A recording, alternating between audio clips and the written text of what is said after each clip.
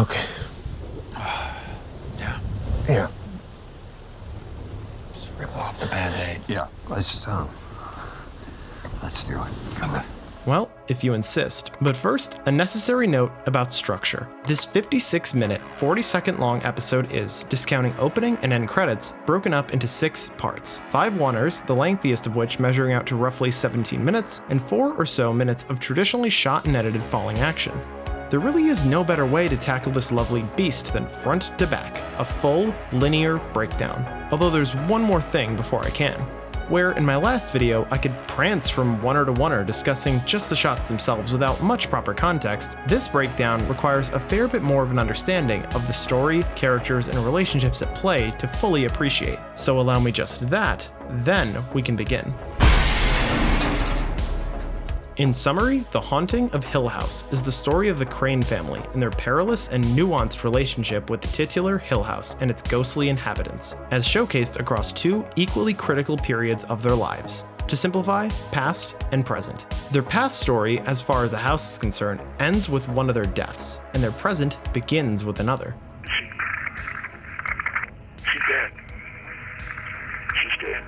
The family is made up of Steve, the oldest boy and published author who found his greatest literary success through what some of his siblings consider profiting off of their tragedy, or as Shirley might call it, blood money. And speaking of, Shirley, the oldest girl, is fiercely independent and works with her husband Kevin as a financially insolvent, though passionate and talented mortician. I mean, she looks great. You did a really good job as usual. Thanks. But she doesn't look like she's sleeping.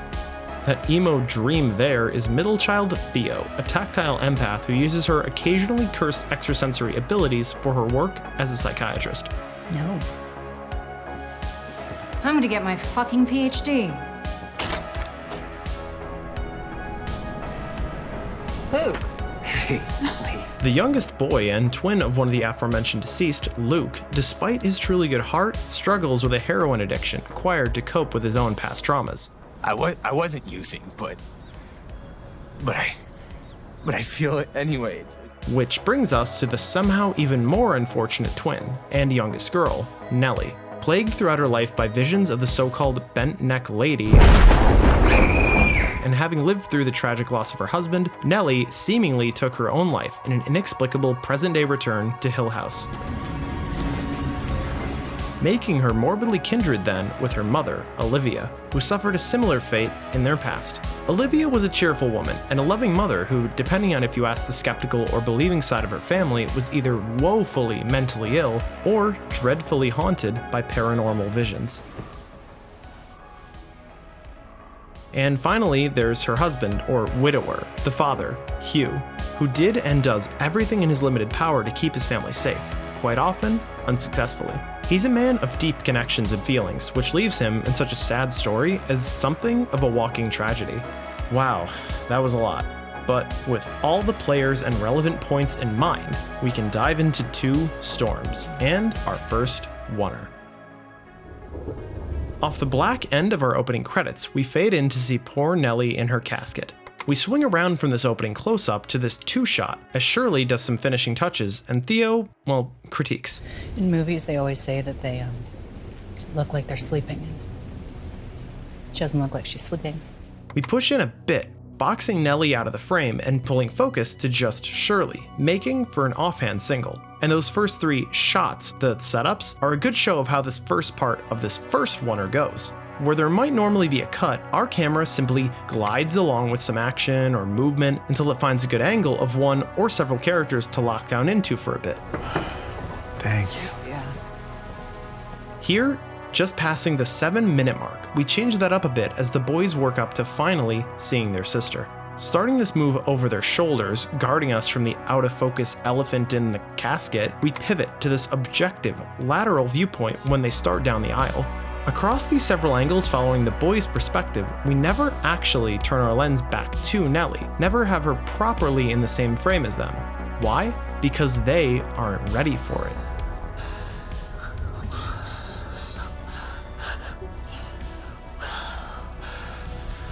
Yep. That's her, detective. Positive. It's a positive ID. That's Nellie, all right, and she's dead. A quick dip back into our roving setups of 2s and 3s is broken up first by our first scare in the form of a visit from Ghost Olivia, and then by our first group shot of all the living siblings together. They're in mourning and it's not easy, but Steve even manages to tease out a chuckle from the others. You put yourself in first class I put him there too. and made Dad fly coach? He insisted. That's- Girl, he wanted to That's just pay too for his good. own ticket. So yeah, he was in coach. But then, Listen, it's not like we were really talking each other's ears off before that. Dad arrives, and he brings with him a moment of true brilliance. Wow.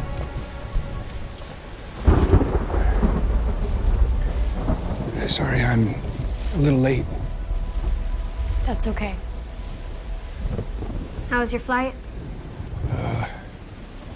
Well, it was fine, you know. Thanks for being here. Wow, just wow. The performance, the blocking, the switch then switch back. You could watch just this camera move in isolation and understand what's going on. This simple 360 tells us every single thing we need to know about Hugh, his perspective, and his mental state. He still sees all the troubled, complex adults before him as his children, even the one they're missing.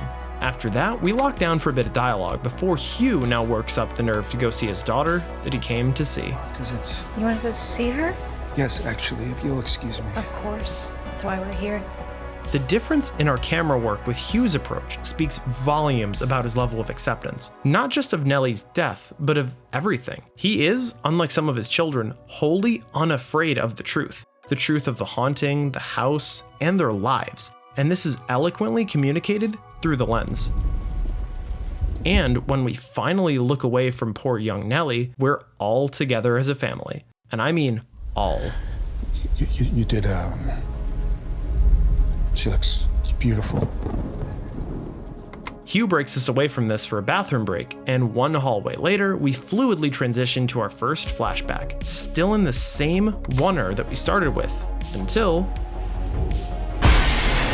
we cut on that action and quickly hand off our viewpoint to the younger version of Hugh, and one by one, the rest of the family. Meaning to calm her youngest children down, Liv takes a moment to impart some wisdom onto Luke and Nellie. Wisdom that gives us some insight as to the titling of this episode. Your mother hates storms too. You do? Since I was a little girl, just like you. But you know what storms do? Do they pass? They pass. Each of the two storms, the one looming over Nellie's calling hours, and this childhood one that knocks down the Sanitier, Someone broke the sanitier. Chandelier. embody the heightened tension and drama of both time periods, but also will both pass. In the literal sense, of course, but also the symbolic one. This too shall, and all that. Getting back to the camera work though, similar to the present day scene, our viewpoint shifts between characters and setups, but here it's a little more, call it nervous. That's Hale. It whip pans here and there with each new crash or potential danger. It is. With the boys off investigating the broken window and Luke and the older girls sent away to make morale-boosting cocoa, we have a tender, albeit undeniably ominous moment shared between the two characters that we know don't make it. So for every 5 seconds, that's 1 whole mile away. All right, let's wait for the next one. Poor little Nellie then gets a bent neck lady scare and another moment to connect with mom before, hidden by a wholesome 360 of the family collecting their light, she inexplicably vanishes. Where's your sister? Theo? She was right there. I was holding her hand the entire time. Nellie? The whole time I could be like that. Nellie? Nellie? Honey? This sends the cranes scattering, which our camera matches by losing any meaningful subject for a short bit. Steve, though, proves his mettle as a big brother and soothes Luke and the camera back down into a match cut, back to the present and our third oneer. This one begins a little differently, with this slow, linear track from Luke to Steve, then Shirley in turn. I'm using it. What the hell was that word? I'm trying to remember. Doesn't matter. Steve Steve makes his way through his heartfelt memory of Nellie, wishing he could just remember one detail, one word critical to the story when Buffalo. Theo gives him the save. That's it. Buffaloes. Padded, puffy envelope. Buffalo. Also important here is the blocking itself, where exactly people are sitting. Why would Theo be sat on this side of the aisle, away from her family, but with Shirley's husband Kevin? Again, we'll get there, but it's all there in the visual storytelling. As Theo, growing more sloshed by the minute, lets more of her bitterness out at the reminiscing, we're shown by a quick move where Hugh is furthest forward, i.e. closest to Nellie, but at least one row removed from his nearest living child. She used to tell Nell that her letters to Santa would be safe and warm in the North Pole if she used a puffalo. When Hugh uses the Puffalobe story as a springboard for a Nellie anecdote that only he knew, and in the telling, closes some of that physical gap, he seems, for a moment, to think he's gotten through. She wrote me once a month. Always. Just telling me the amazing things going on with you guys. But not quite. 2 of us. What do you mean? I mean, 2 of us. There were 7 of us, and now there's 5, because 2 of us decided to die. Our viewpoint meanders over what would be the 180 line as Shirley veers the conversation back toward bitterness and sadness and pain. Luke tries to pull things back to the happier side of their shared memories, and again, it almost works, but as you can see by his breath getting heavier and heavier in his chest, Steve simply cannot focus, cannot move on with his father sitting right there in front of him.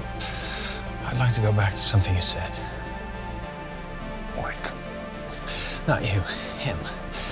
When Steve picks his fight, his blocking positions Nellie squarely between him and his father, as she is the catalyst for him finally being able to air his feelings.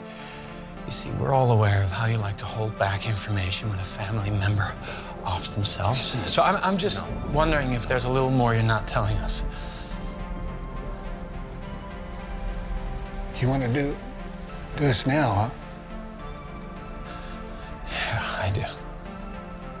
We've all got questions, and I think it'd be swell if you give us a few answers for a change. Hugh does stand to meet his eldest son's social challenge, but quickly chooses to move the conversation, physically at least, away from Nellie. And in doing this, he exposes himself to this extremely vulnerable, tunnel-like walk past all of them, each one watching him, now expectant. He gives up some information, and the kids do collect it, making what sense of it they can, before he drops a second bomb. I talked to her. Yeah. I talked to her that night. And she was worried about a lot more than Luke. Like what? She said the bent neck lady was back. What he sees as near proof of the house's haunting, Steve takes a slightly different way. Mental illness. No, Steve. Clear as day. No, you don't. Hereditary. You let her believe all that bullshit. You don't. All that bullshit about Hill House, and this is the inevitable conclusion. And this traditional explanation versus their supernatural reality builds toward an escalating blow-up. First, Steve at Hugh for everything he never got to say. Immediately. God, Hey. just like Mom, you ignore the signs that's and you not- hope it'll go away, and then you hold back information. Then Shirley at Steve for his book and his blood money. That's why none of us ever took your fucking money, Steve. Cut it out. And you're fucking drunk. Well, we're supposed to be honoring Nellie. Then Shirley at Theo when she admits to have taken some of that blood money. Then finally, Shirley at her own husband. We took the money too. Throughout all of this, our camera has been locked in this dizzying orbit with characters tagging in and out in sequence. But here, that spin halts, and she's trapped, surrounded on all sides when she's at her most defeated until she cannot take it anymore and escapes. We're done here. Everybody out. When we think that that great blow-up might be the end of it, Shirley calls our attention back to Nellie. It's perfectly. What? What the hell? What? Who did this? Oh yeah, they were there for Nellie. Someone thought what? This was funny? This was... Who the fuck did this? Swear to God, I didn't... You were the last one up here. No, absolutely. You were. not. You were Why would I standing do something here. Like in the past, a power outage causes a split up, and once more, we follow Hugh down a hallway for a match cut back to the past. Now? Wonder number 4 is what I'd call the spooky one, largely focusing on the Crane parents searching the darkness of Hill House for Nellie, and Hugh pursuing his haunted wife. Liv! Lots of subtle background scares, a few less subtle ones, and a handful of clever little tricks like this one.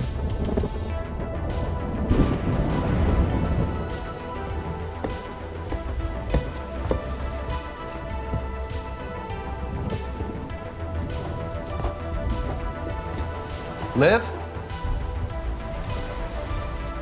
It's noticeably shorter than those before it, and creepiness aside, is relatively straightforward. Although, it does end with probably the episode's most ambitious camera move, in the form of this Steadicam to jib shot that lowers us back to the first floor. It's the only really big move within the runtime, and works well to break this section up visually, as before and after there's a lot of almost video game style looking over Hugh's shoulder shots. But after Nellie, like her mother, mysteriously reappears, we hide a cut on black and move back to the present for our final oneer.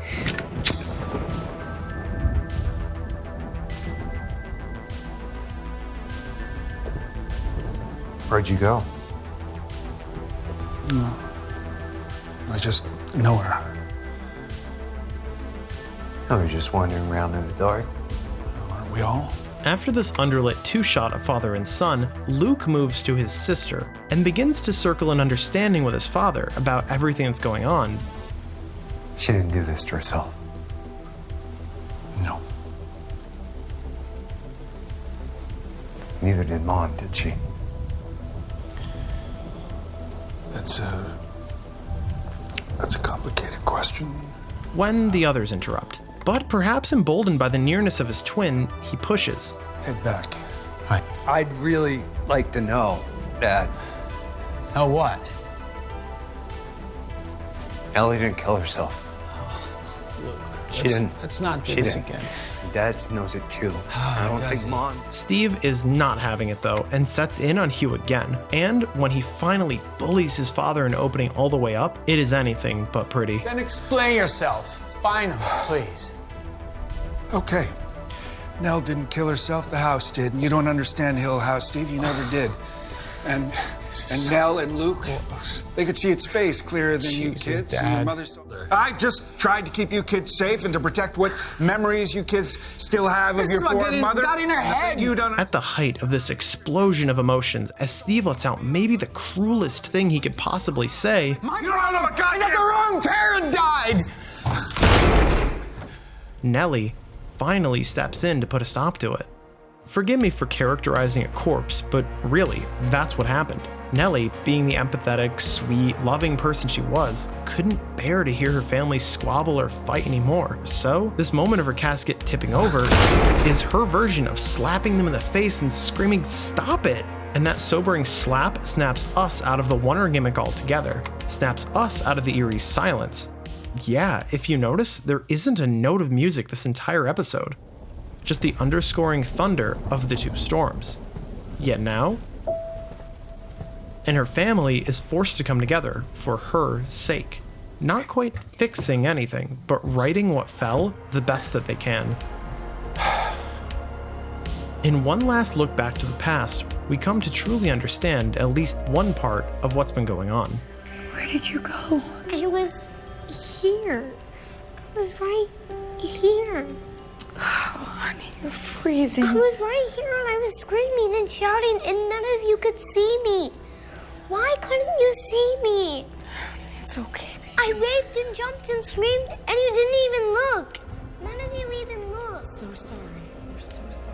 This is not the first time that the show implies that somehow the power of the house transcends our notions of time, but where the Bent Neck Lady episode's conclusion was a terrifying show of us being our own demons, here it's tragedy. To think that young Nellie, when lost in the bowels of the house, may have experienced the voiceless loneliness of attending her own wake, figuratively if not literally, is, well, haunting. There's no better word for it. Nobody could see me. In putting this breakdown together, I noticed one final thing. Not so much about the story, but the episode itself. Apart from the main cast in the upfront credits, only 3 additional actors are credited for Two Storms. Now that's quite obvious if you watch it, so why bring it up? Because it made me confront, even more so, the brilliance of the episode. It's all so deceptively simple. Despite being a series of long takes, which could easily, Netflix has the money, have been flashy, showy, hey, look at me-y, this episode has the respectable air and class of a Broadway play. It's a series of first-class, unbroken performances married to first-class, unbroken takes that use tool after cinematic tool, each to near, if not perfect effect, for the sake of the most critical aspects of storytelling. Knowing how much went into this episode, that the entire series production had to stall for a month just to prep for it, shows just how much they cared. Why not shoot this episode like, say, anyone else would? That's just not how Mike Flanagan rolls. Tackling it any other way simply wasn't what was best for the show, for the story, for the characters, for the art.